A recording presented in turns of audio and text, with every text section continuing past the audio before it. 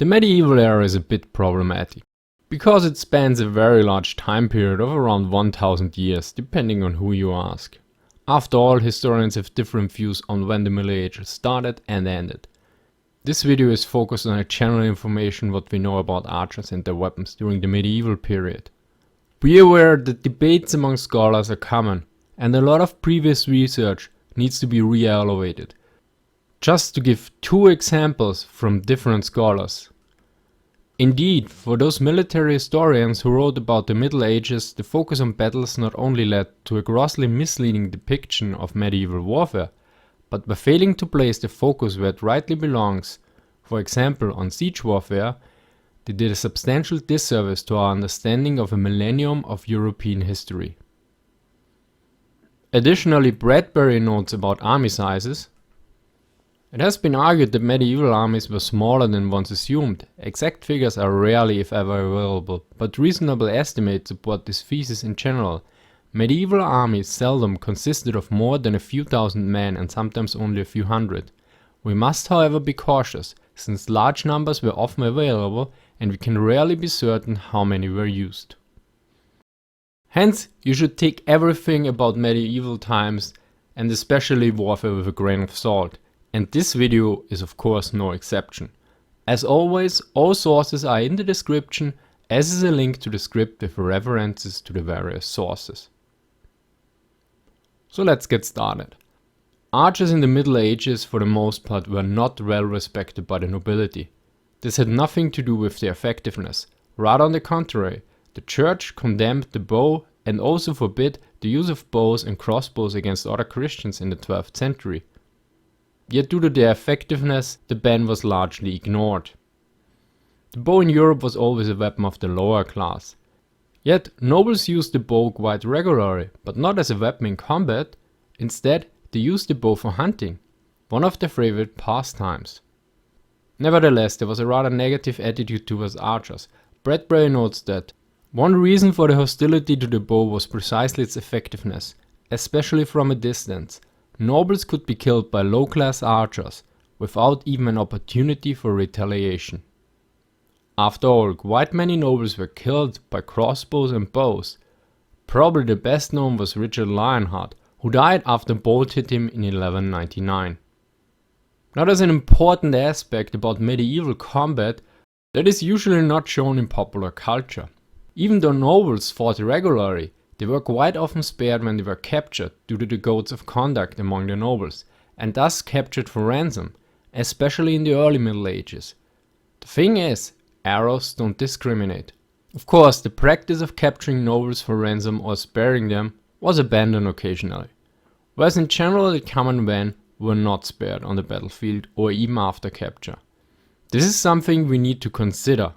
This also means that the gameplay mechanic in Mount and Blade where you can't kill nobles in combat is actually not so far-fetched.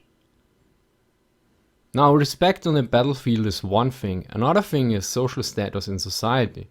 Due to the effectiveness of the archers, they were paid more than regular infantry, which also resulted in a better social status. This is also indicated by the comments on the composition of armies, that suggest a higher status of archers than ordinary infantry, but definitely lower than knights. The status grew over time, but they generally didn't reach the lower classes of the nobility. Bradbury sums it up the following way. So the archer place in society was a humble one, but respectable and increasingly respected. In terms of recruitment and training, it should be noted that for the most part there was no standing army in the Middle Ages. Also, there were various forms of recruitment depending on the region and time period. In general, armies were raised for a campaign and afterwards disbanded. Of course, some of these troops, like militias or knights, were in some way professionally organized, but quite different from an organized standing army like it was common in later centuries. Since archers were ordinary people, they were usually recruited from rural areas, militias, and also as mercenaries. For this reason, rulers encouraged their population to train archery. In England this was especially successful. Nevertheless, archery was a sport for the common man even before that. There's little doubt about the various archery activities for sports or training, because there are many documented accounts of practicing archery and also quite some fatal accidents. The effects of archery and its training on the archers should not be underestimated. From a 16th century shipwreck, we know that the bodies of two supposedly archers were quite affected. They were both in their 20s, but already physically affected by their occupation, which suggests constant training and practice. One had a thickened left forearm from the pressure of drawing his bow, and both had spinal deformations from the pressure of drawing the bow while the body was twisted sideways. Now let's look at the weapons of the archers. There were several types of bow: the short bow, the longbow, and also the crossbow. Often it is not clear from the sources which of them were used, the writers back then not clearly noting the difference between certain weapon systems. Thus often the correct weapon can only be determined by context, presuming there is enough information provided. Now the short bow is often seen as a lesser and simpler bow. But this is, according to Jim Bradbury, both wrong and misleading. The problem would be diminished if modern writers avoided describing short ordinary bows as short bows. The short bow proper is a particular kind of bow, built with considerable craftsmanship. It is a composite bow. The stave made normally in 3 pieces, a center part and 2 wings. Now it was constructed broadly the following way. The inside is strengthened with bone that pushes outward, whereas the outside uses a sinew to pull inward. There is little evidence for significant use of the short bow in Western Europe, only from illustrations, and it can be assumed that it was very rare. Yet short bows were common in the East. For instance, the Saracen used them quite often. Due to its size and power, it was ideal for horse archers. Now the longbow is a quite iconic weapon, but what was a longbow? It may be surprising to find that the answer is not as obvious as one might have supposed. For a start, the word longbow was never used in the age with which we always link the weapon. Nor was there any special word in Latin or in French until the very end of the Middle Ages. Even then it was only called longbow to distinguish it from the crossbow or the short bow proper. Now the longbow is actually an ordinary wooden bow made from a single piece of wood, although it could be enforced with horn at the nocks.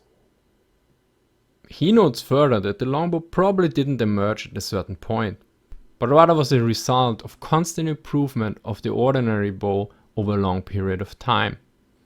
He states that there is no fundamental difference between the Needham bows from the Roman period, the Norman bows on the Bayeux tapestry, and the longbows of the 100 Years' War.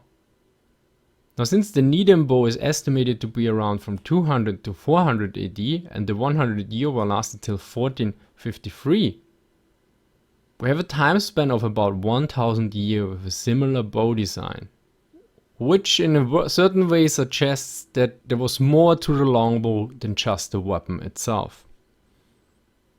Nevertheless, let's look at the longbow. It was usually made of yew. The size of the longbow depended on the archer's height, yet the typical size of the bow was about 2 meters. In the center there was a thickened grip and the string was usually made from gut and sometimes hemp. The range of a longbow was about 270 meters, although the effective range is considered to be 180 meters. Now there's quite some debate on the effectiveness of the longbow. There are various historical accounts that claim that arrows could penetrate plate armor, whereas others deny this. Both are probably right, but as Rogers notes, King David and King Philip, after all, doubtless had the best armor available, yet that did not save either from them from suffering multiple serious wounds. Yet we need to consider that the material of the armor and the arrowheads probably differed widely even for the same period. After all, even in World War I, the steel armor plates for German machine gunners had a huge variety in terms of quality, and those were produced in an industrialized age. Another aspect of course is that only a limited number of troops were equipped with plate armor or other high quality armor. Hence a knight in shining armor amongst a large number of troops and horses being killed and incapacitated by arrows is probably not ideal for morale. After all, on the defeated side many times the number of wounded and killed soldiers was below 50% and often it was even below 25%. Yet as always there's a certain dynamic in tactics, technology, measures and countermeasures. which makes statements about the effectiveness of a certain weapon that was used for centuries quite problematic. As Rogers points out, I'm willing to concede Guyer's point that in decades after the end of the 100 Years' War in 1453, armor improved and archery declined to the point that the English longbowmen were no longer capable of wreaking the kind of havoc I have described above. But I think there's plenty of evidence to show that at the Battle of Agincourt 1415 and for some decades thereafter, English longbowmen remained fully capable of killing many on the battlefield. Let's move on to the crossbow, which was already used in Roman times and considerably improved throughout the Middle Ages. It was not very popular with the English, although it was often used by mercenaries. One major advantage of the crossbow was that it could be readied and aimed without additional effort, unlike a bow, where the string constantly needed to be held back. But this came at a price. Reloading a crossbow took quite some time, thus the rate of fire was considerably lower than that of the bows. Depending on the size of the crossbow, could be reloaded by hand or needed mechanical devices, ranging from simple ones like push and pull levers to more complex ones. Now both the crossbow and longbow had different characteristics, which made them better suited for certain circumstances. In short, the main differences were a higher rate of fire for the longbow, with about 4 to 5 shots in the time a crossbowman could fire one bolt and reload a second. A higher penetration of the crossbow for short ranges. Less space taken up by the longbowman on the battlefield to the horizontal bow of the crossbow. Thus the same amount of frontage allowed more firepower. A crossbow could be used with just basic training, whereas a longbow required years of training. There is no extra strength required for aiming a crossbow, thus in general the crossbow was less dependent on strength. Longbows were quite simple weapons, thus they were easier to maintain, repair and cheaper to produce. Although the longbow has an advantage in nearly all areas, one should not forget that training was an ongoing investment, which of course takes time, resources and most importantly a proper system. Now it's time to look at the arrows. Let's start with some basic autonomy. An arrow consists of the following parts: the shaft with a nock at the end, the fletching and the head. A typical arrow of the 100-Year War had probably length between 0.7 to 0.9 meters. Now there were various arrowheads, a general purpose, a bodkin needle and a broadhead. The early military arrowheads were usually broad with a flat blade. This had changed by the 13th century, when narrow arrowheads became common due to the use of body armor. This resulted in a bodkin needle design. The bodkin needle was especially effective against mail armor, because the narrow tip could penetrate between the rings and the broader part could break them. Consequently, plate armor was designed in a way that such long arrowheads would be deflected. Sometimes they even broke or bent on impact. To counter this, the arrowhead was shortened and strengthened. Generally, bodkins were ideal for penetrating armors, where broadhead would inflict more damage against soft targets. In terms of armor and equipment, there was a wide variety depending on the period and region. Hence I will only broadly refer to the English archer situation from the 12th to 16th century. A decree from the late 12th century required free men to have a certain equipment depending on their income. This ranged from a gambeson, a spear, a simple helmet for the lower income, to chainmail, helmet, shield and lance for knights. A gambeson was an armor made of several layers of linen, wool or other fabric that were sewn together and stuffed with cloth or other materials. A follow-up degree in the mid-13th century also included specifically archers, which were required to have a bow and arrows. Now in terms of specialized equipment, I'm a bit unsure about archery gloves, since less reputable sources list 2 different archery gloves, whereas in more academic sources I only encountered very limited information on them. It seems that in general the bracers were common, but dedicated archery gloves probably not. Now let's take a look at combat. Archers, as mentioned, were quite effective in combat. This was the result of numerous factors like firepower, rate of fire, range, speed and also their flexibility. Archers could be used for the offensive and defensive, in open field battles as during sieges. They were used for ambushes, providing covering fire, weakening the enemy, disturbing his preparations and provoking him to attack.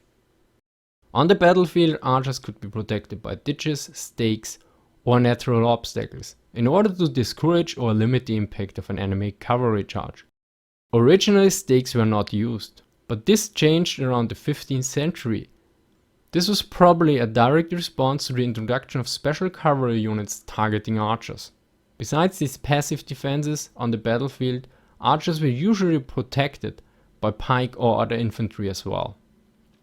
During a battle, archers opened fire, initially firing in a wide arc, thus the enemies were shot by arrows. Even if those arrows weren't deadly, they were at least disorienting. Combined with losses, this could lead to the breaking up of enemy formations.